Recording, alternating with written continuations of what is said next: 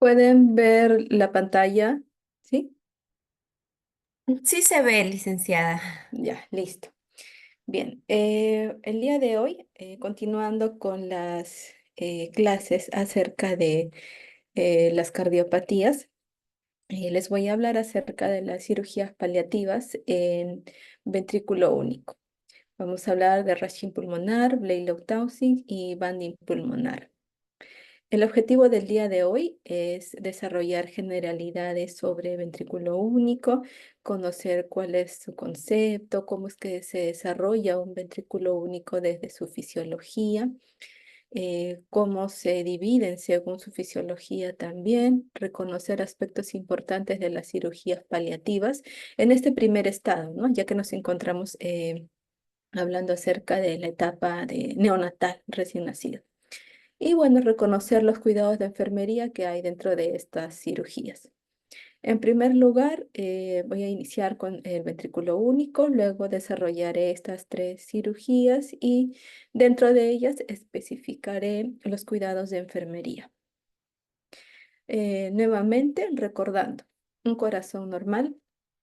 Del lado derecho tenemos la circulación que llega del cuerpo a través de la vena cava superior e inferior, se deposita en la aurícula derecha, pasa por la válvula tricúspide al ventrículo derecho, luego ingresa a la arteria pulmonar para que esa sangre sea oxigenada, ocurre el intercambio gaseoso, retorna al lado izquierdo del corazón por las venas pulmonares a la aurícula izquierda, pasa por la válvula mitral hacia el ventrículo izquierdo y luego es eyectada a través de la aorta para que sea distribuida a todo el cuerpo, para que éste pueda cumplir, cada órgano pueda cumplir sus funciones. Recordando siempre que si nos encontramos en la etapa neonatal, es muy importante sobre todo la oxigenación cerebral para poder garantizar un neurodesarrollo futuro y una calidad de vida también de nuestros pequeños. Bien, un corazón univentricular. Morfológicamente hablando, es decir, desde la forma, eh, tenemos que existe cuando no van a estar presentes dos ventrículos correctamente desarrollados. Solo va a estar presente uno de los dos. El otro puede no existir o ser rudimentario. Estamos hablando de dos aurículas, pero de un solo ventrículo. Este ventrículo puede ser derecho o izquierdo o indeterminado y es quien va a mantener la circulación tanto pulmonar y sistémica en paralelo, por lo tanto se va a sobrecargar de volumen.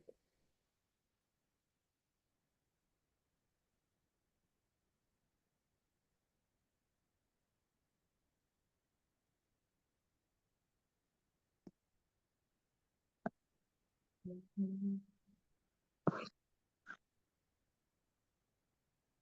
Ya.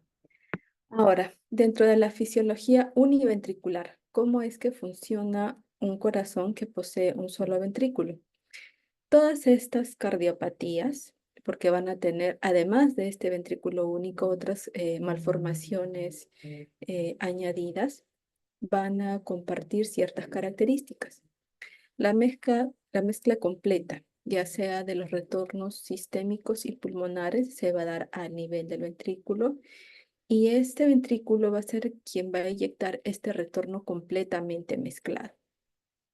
Voy a hablarles acerca de un ejemplo de la atresia tricuspidia, que es un tipo de ventrículo único funcional. En la atresia tricuspidia tenemos aquí este corazón, aurícula derecha, izquierda. En la atresia tricuspidia no va a existir la válvula tricúspide o va a estar pobremente desarrollada. Por lo tanto, no va a haber una comunicación entre la aurícula derecha y el ventrículo derecho. Por lo tanto, es necesario que exista una comunicación, ya sea un foramen oval permeable o una comunicación interauricular entre ambas aurículas para que la sangre que viene del cuerpo pueda ingresar al lado izquierdo del corazón. A este nivel se hace la mezcla con la sangre que proviene del corazón oxigenada, pasa al ventrículo izquierdo por la válvula mitral y en ocasiones puede estar presente un CIB, una comunicación interventricular, por donde la sangre va a pasar al lado derecho, al ventrículo derecho, esta cámara pequeña, generalmente hipoplásica, y va a ser eyectada a la arteria pulmonar. En ocasiones, cuando no existe este CIB, no, este tabique está íntegro, es necesario que exista una comunicación entre el lado izquierdo y el lado derecho para que pueda existir flujo que vaya hacia la arteria pulmonar. Entonces, es necesario mantener el conducto arterioso permeable a través de las prostaglandinas, o cuando esto aún es deficiente y el niño está en mal estado, es necesario hacer una cirugía paliativa que se llama fístula Blalock-Taussig, que lo vamos a ver más adelante. Ahora, para que la fisiología óptima de un corazón ventricular se dé, se necesita que ese ventrículo tenga una buena función, es decir, que pueda eyectar de manera óptima la sangre, esta mezcla, que no sea un ventrículo insuficiente. Generalmente hablamos de una fracción de eyección mayor de 50%, una ausencia de regurgitación de esa válvula auriculoventricular para que pueda permitir el paso de la sangre de la cámara auricular a la ventricular, una comunicación interauricular que no sea restrictiva. Y cuando esta es muy pequeñita, es necesario realizar una atriosemplectomía o un Raschke, que también lo vamos a ver más adelante. Y también es necesario que el flujo sanguíneo, tanto sistémico y pulmonar, sea equilibrado. Estos son otros ejemplos de, de otras cardiopatías congénitas con fisiopatología de corazón univentricular. Tenemos el ventrículo único de doble entrada, el síndrome de corazón derecho hipoplásico. Dentro de ellos se encuentra la atresia tricúspide, de la que el ejemplo que les mencioné hace un momento. También tenemos la atresia pulmonar y ciertas formas graves de la enfermedad de Epstein. Este de aquí, el síndrome de corazón izquierdo hipoplásico, es una de las formas más graves, ya que las estructuras del lado izquierdo están gravemente subdesarrolladas. Y recordemos que el lado izquierdo del corazón es, el ventrículo izquierdo es quien se encarga de inyectar la sangre hacia el cuerpo. Por lo tanto, vamos a ver recién nacidos que se van a ir deteriorando en cuestión de horas si es que no se hace una intervención o no se ha realizado una detección oportuna prenatal. Para ellos le corresponde una cirugía tipo Norwood.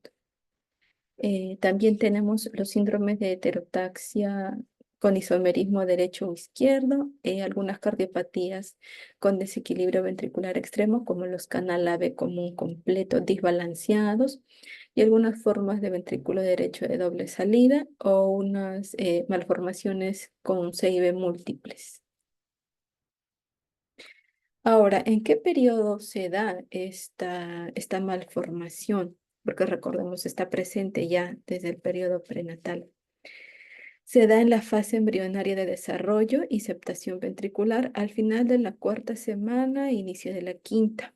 Se da ya que las paredes internas del ventrículo se van a ir plegando para formar el tabique muscular. Y las almohadillas endocárdicas, que son las que están aquí abajo, también se van a ir plegando las superiores y las laterales hasta delimitar y formar el tabique ventricular membranoso, que está a este nivel. Entonces, en este periodo es que hay un deficiente desarrollo, tanto del tabique ventricular, interventricular, eh, falla del proceso de septación, es decir, a este nivel, o anomalías en el desarrollo y fusión de las almohadillas endocárdicas. Entonces, no va a haber una correcta formación a este nivel, dejando un ventrículo único. En cuanto a la epidemiología, tenemos que está presente estos casos, uno por cada 1000 nacidos vivos. No existe una predominancia significativa entre varón o mujer.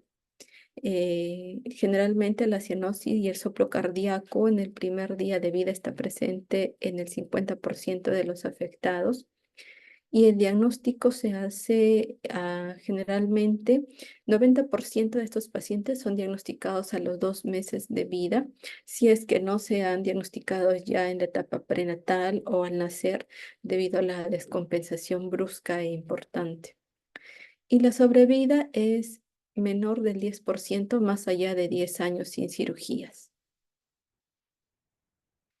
Podemos clasificarlos a este tipo de patología.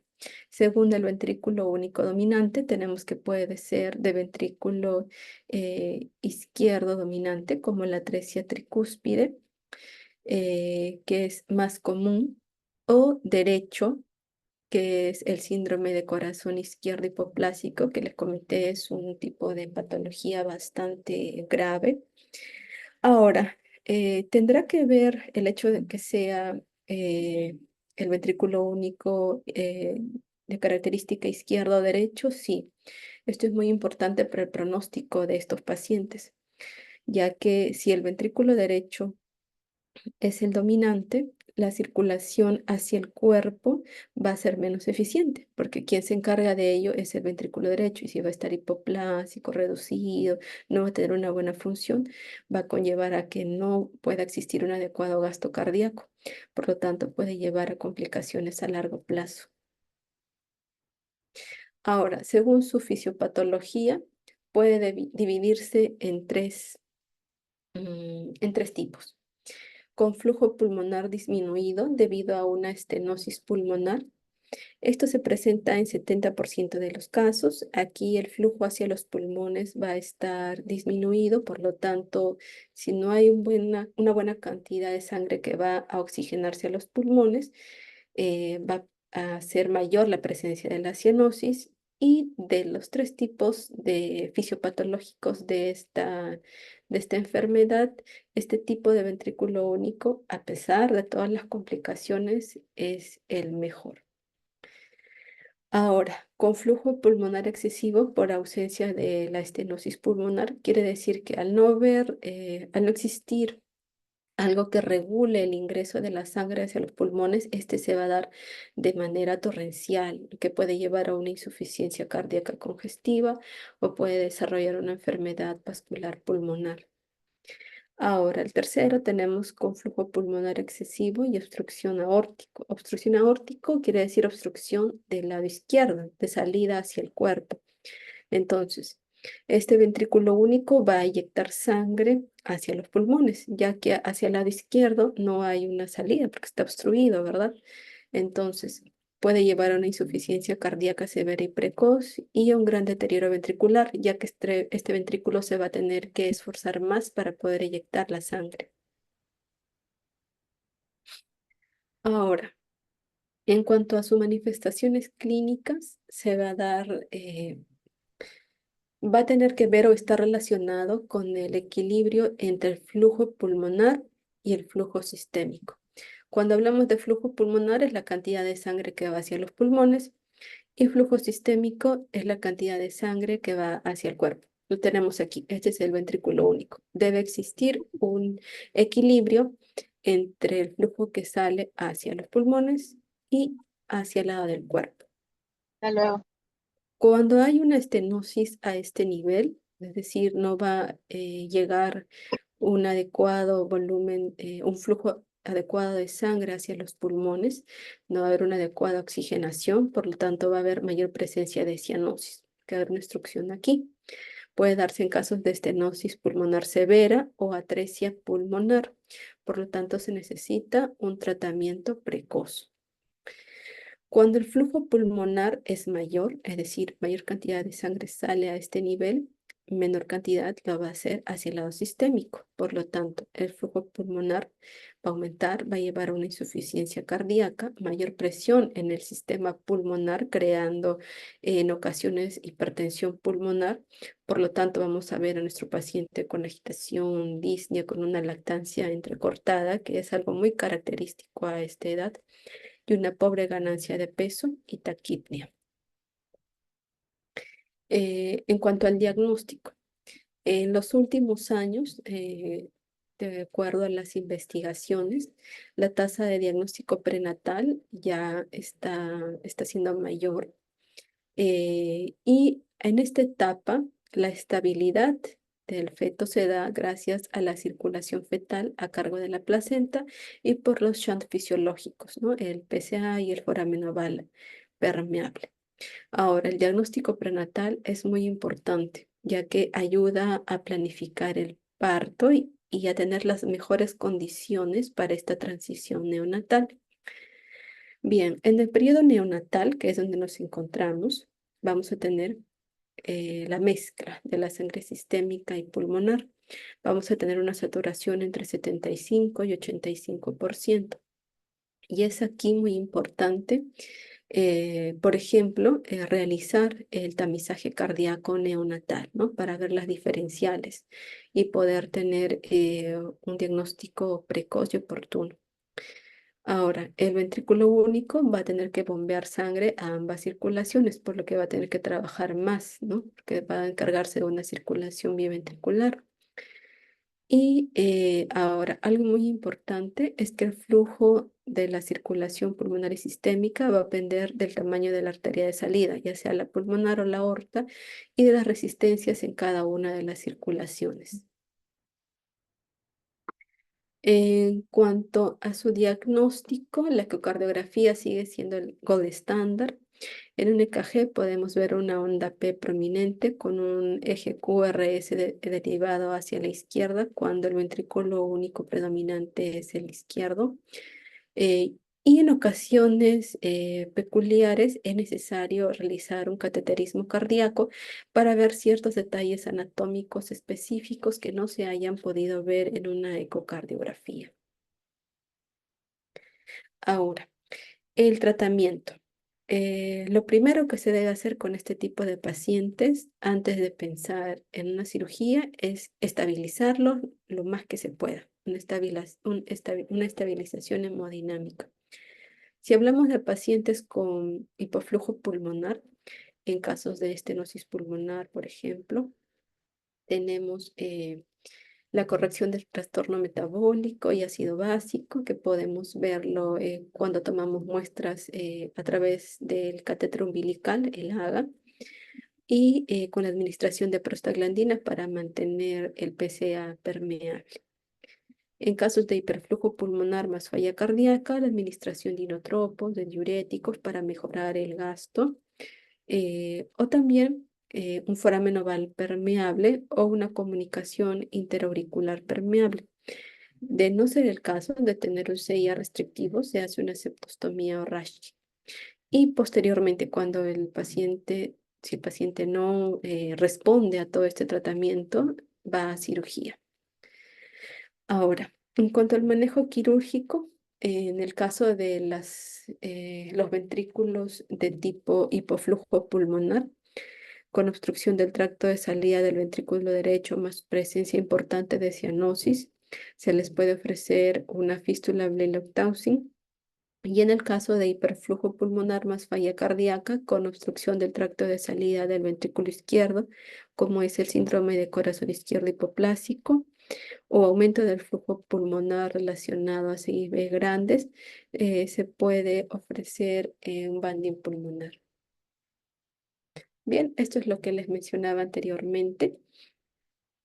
En casos de hipoflujo pulmonar, una fístula Blalock-Taussig, actualmente es una fístula Blalock modificada, es la técnica, que consiste en establecer una conexión entre la arteria pulmonar y la subclavia con un injerto de politetrafluoretileno de 3,5 a 5 milímetros, esto dependiendo la anatomía, el peso y otros criterios ya establecidos por la evaluación del paciente.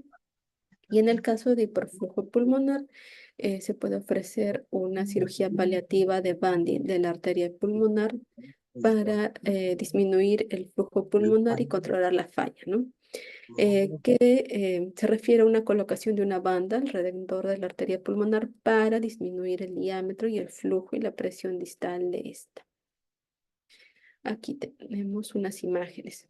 En casos de hipoflujo pulmonar, lo que generalmente se ofrece es esta fístula de lactancia modificada, que es una conexión entre la arteria subclavia derecha y la rama derecha de la pulmonar. Anteriormente, cuando inició esta técnica, era la arteria pulmonar la que conectaba directamente a la rama derecha, ¿no? Pero ya actualmente se hace de esta manera. Y en casos de hiperflujo general, lo que corresponde es un cerclaje de arteria pulmonar o banding pulmonar, ¿no? Una bandita que va a este nivel para poder regular el flujo que va a ir hacia la arteria pulmonar. Acá les muestro un esquema relacionado a la valoración del flujo pulmonar, ¿no? En los casos de ventrículo único. Eh, Es muy importante para el tratamiento, la evaluación del paciente, ver qué otras patologías o qué otras malformaciones subyacentes o relacionados tiene para que se le pueda ofrecer una cirugía paliativa o que todavía pueda seguir manejándose con tratamiento médico a través de diuréticos o otros medicamentos o vaya directamente a una cirugía. Esto va a depender mucho de la anatomía del corazón de nuestro paciente, eh, de la técnica quirúrgica que le puedan ofrecer. Pero generalmente cuando hay hipoflujo pulmonar se le ofrece un bandi. Cuando el flujo pulmonar está compensado, nuestro paciente no presenta signos de descompensación. Cuando se ha logrado estabilizar, va solamente para vigilancia de signos de alarma, tratamiento médico. Y cuando el flujo pulmonar es insuficiente, se necesita de una fístula, ¿no? Que asegure el flujo de la parte pulmonar a la sistémica. Ahora, les mencionaba a inicio que es necesario que exista en estos casos, sobre todo en la atresia tricuspidia, una comunicación entre ambas aurículas, ¿verdad? Entonces necesitamos un foramen oval permeable o una comunicación interauricular.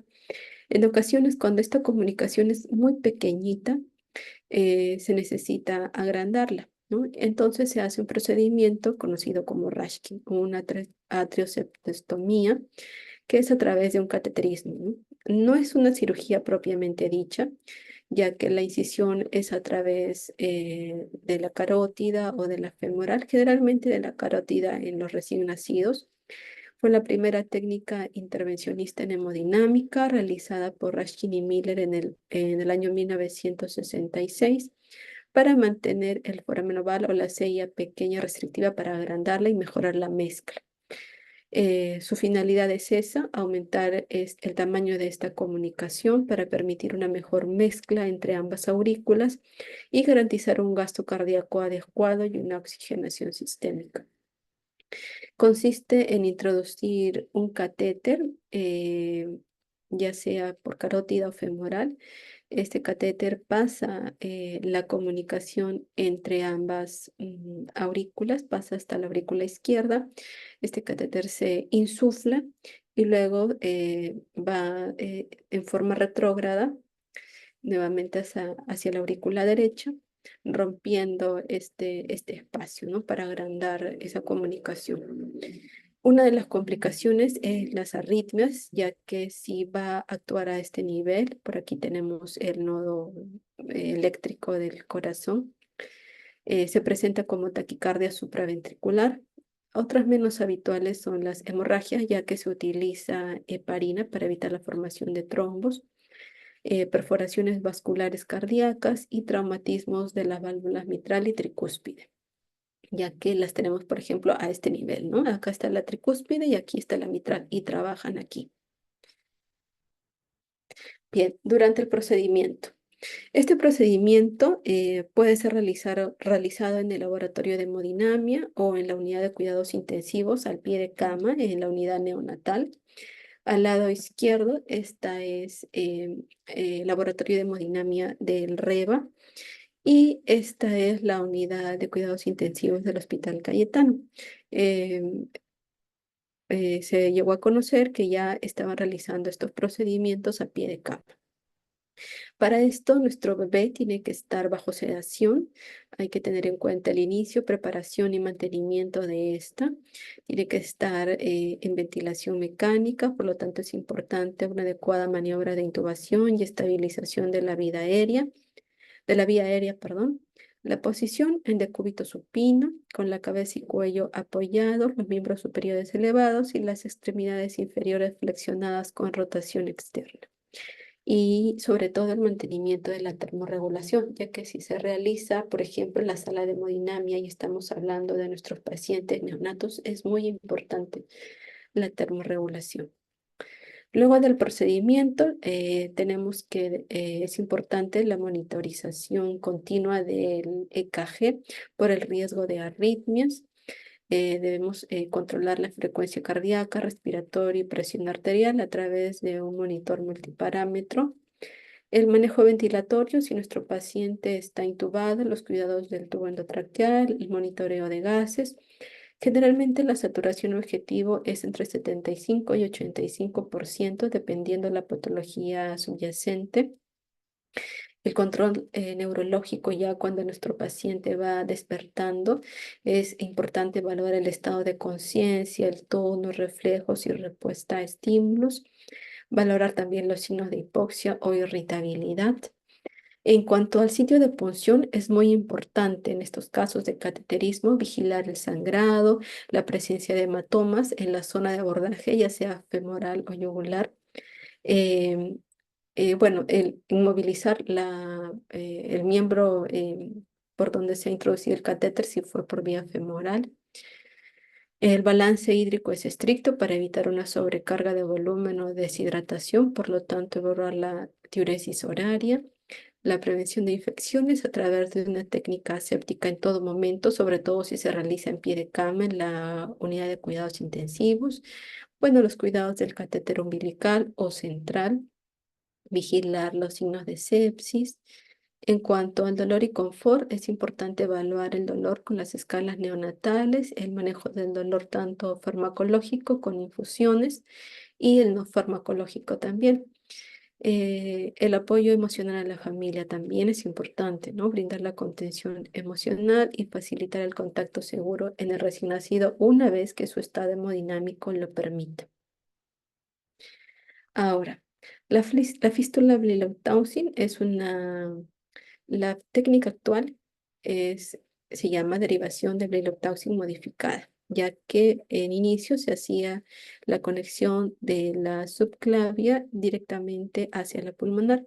Pero lo que se hace actualmente es colocar un injerto entre la arteria subclavia y la pulmonar para permitir el flujo sanguíneo eh, regulado a los pulmones, ¿no?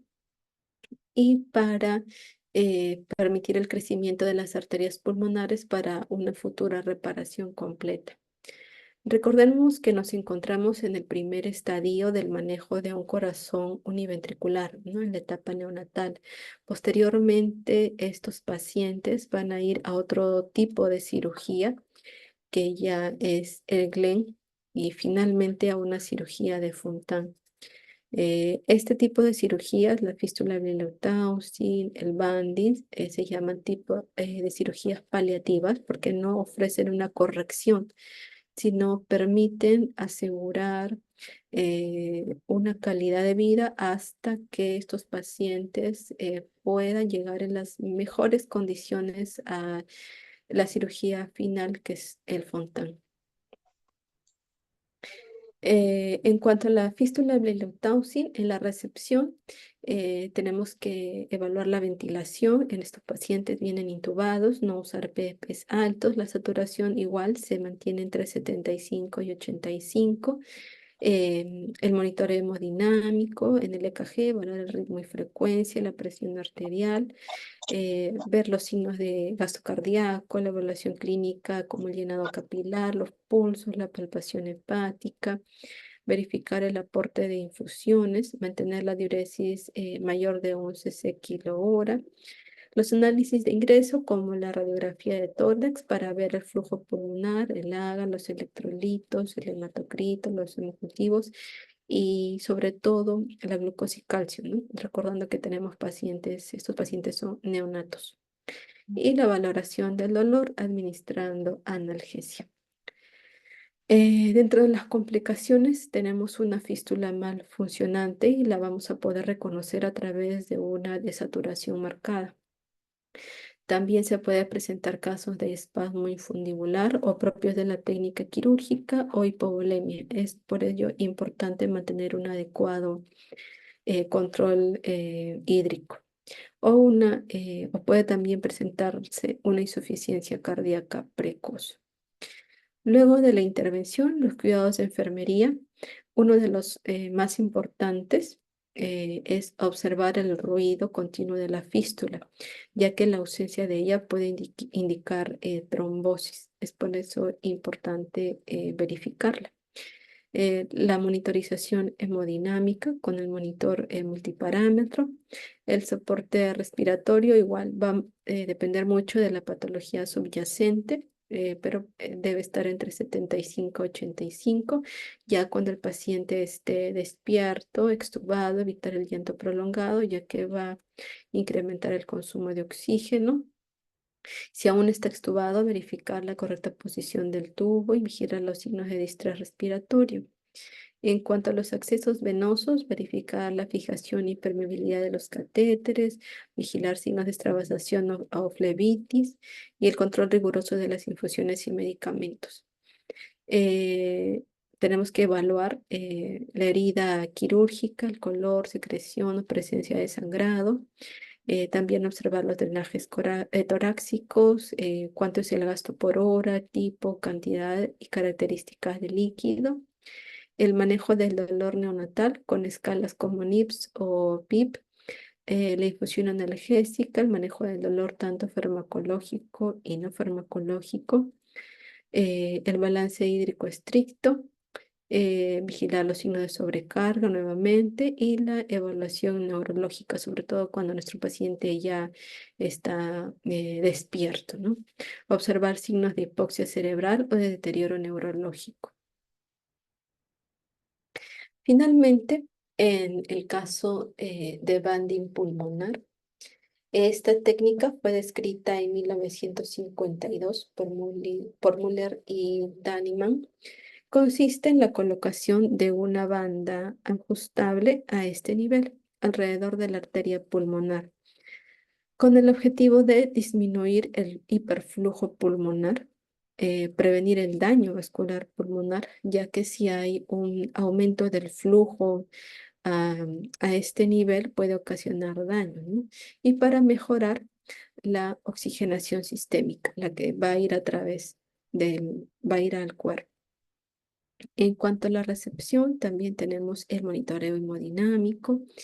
En cuanto a la ventilación, se trata de una extubación precoz, igual la evaluación clínica para ver un adecuado gasto cardíaco, verificar el aporte de infusiones, la diuresis siempre mayor de 1 cc kilo hora, los análisis de ingreso, la placa de tórax para evaluar el flujo pulmonar, el AGA para el estado ácido básico de nuestro paciente, para ver los electrolitos. Igual tomar exámenes para hematocrito, hemocultivo, glucosa y calcio, sobre todo en nuestros pacientes neonatos. Y valorar el dolor y administrar analgesia. En este tipo de cirugía es muy importante, además de todos los cuidados, observar los signos de bajo gasto cardíaco, como la frialdad, la letargia, la taquicardia o el llenado capilar, que va a ser mayor de 3 segundos, cuando lo normal es que sea menor de 3 segundos. Es importante administrar oxígeno para mantener saturaciones entre 75 y 85, como siempre, dependiendo de la cardiopatía subyacente.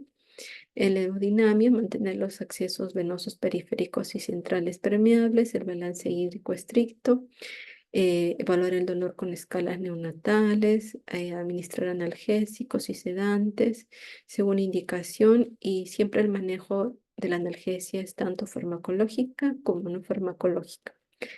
Y la prevención de infecciones, ¿no? Con el lavado de manos riguroso que nosotros siempre realizamos en todas las UCIs el manejo estéril de las vías y equipos y la vigilancia de signos de sepsis. Bien, como conclusión, el tratamiento quirúrgico en un paciente con ventrículo único no es curativo, pero va a proporcionar al niño supervivencia, cierta calidad de vida y tiempo durante el que puedan aparecer nuevas técnicas que puedan ser aplicadas para prolongar más aún la supervivencia y calidad de vida. Bien, eso sería todo. Quedo atenta a sus inquietudes.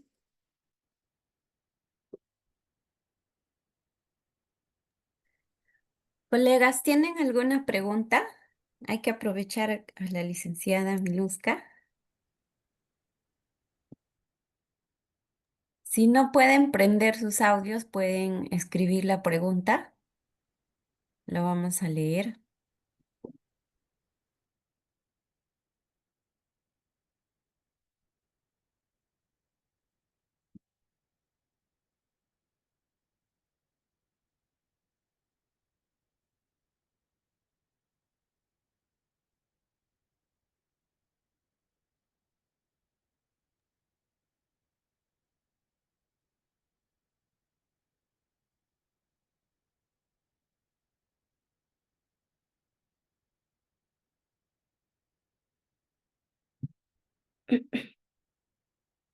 Creo que no hay preguntas, licenciada. Ha estado bastante Parece, bonito. parece que esta noche no hay preguntas. Sí. Pero interesante, licenciada, porque nosotros, bueno, sí manejamos pacientes Ujú. cardíacos y en alguna oportunidad sí hemos tenido, algunos procedimientos, ¿no? Y no me imaginaba que tenían que romper a través del catéter todo ello, ¿no? Y ahora podría tener la seguridad en algunos cuidados de enfermería con respecto a ello. Licenciada, y en cuanto al manejo del dolor no farmacológico, ¿qué actividades incluyen dentro de Ah, sus cuidados? bien.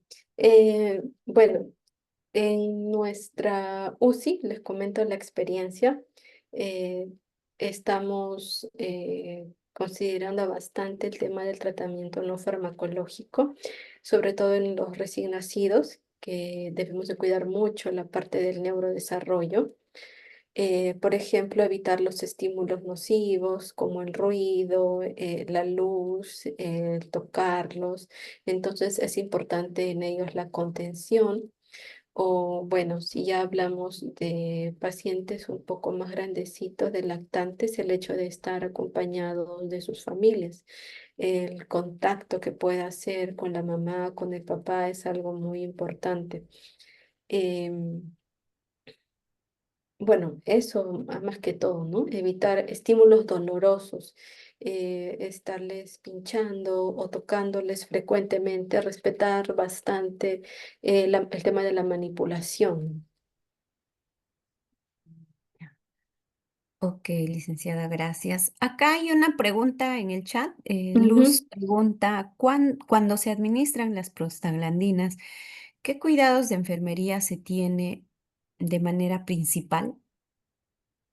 La prostaglandina puede ocasionar episodios de apnea. Por ello es muy importante la vigilancia del patrón respiratorio, de la saturación, ¿no? El paciente debe estar conectado a un monitor multiparámetro. Debemos tener siempre preparado un ventilador mecánico en caso de que pueda ser una apnea sostenida. También puede presentar episodios de fiebre o, bueno, diarreas también son frecuentes, pero sobre todo el tema del apnea, ¿no? Es algo que es de bastante riesgo y es por eso que en la parte ventilatoria debemos de estar ya preparados. Ok. Licenciada, ¿y ustedes están utilizando la jeringa madre para hacer No, la... Ah, no, ok. ajá. Cargamos la prostaglandina en la jeringa de 50 y es la que colocamos al paciente. Nos puede durar entre 2 días, máximo 3 días en ocasiones que no hay en la institución, pero no más. 2 a 3 días. Sí. Mira, Sí, el cambio es interdiario, pero han existido ocasiones en que lo máximo que ha durado así son 3 días. Pero anteriormente, en mi experiencia en el Instituto de Niño de San Borja, sí preparábamos una jeringa madre y luego extraíamos la cantidad que íbamos a necesitar para nuestro paciente, ¿no? Sí, sí claro. recuerdo que se hacía de esa manera. Luz dice, interesante, muchas gracias. ¿Alguna otra A pregunta, ustedes. colegas?